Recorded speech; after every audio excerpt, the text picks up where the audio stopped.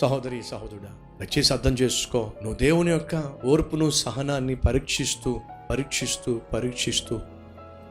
ఆ ఓర్పును ఆఖరికి తెగిపోయేదాకా లాగేశావంటే నువ్వు ఎంతగా బాధపడతావో, నిన్ను ప్రేమించిన పుణ్యానికి దేవుడు కూడా అంతగా బాధపడతాడయ్యా.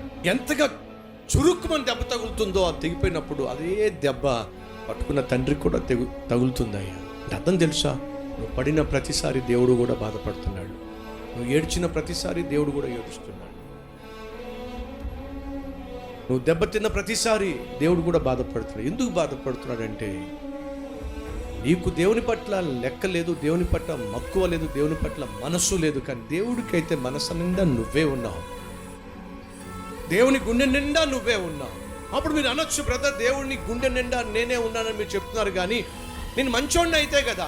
నేను చెప్తున్నటువంటి ఈ తండ్రి, పరమ తండ్రి, ఆయన ప్రత్యేకత ఏమిటంటే నువ్వు ఎంత పాపిష్టివాడివైనా నేను ప్రేమిస్తూనే ఉంటాను.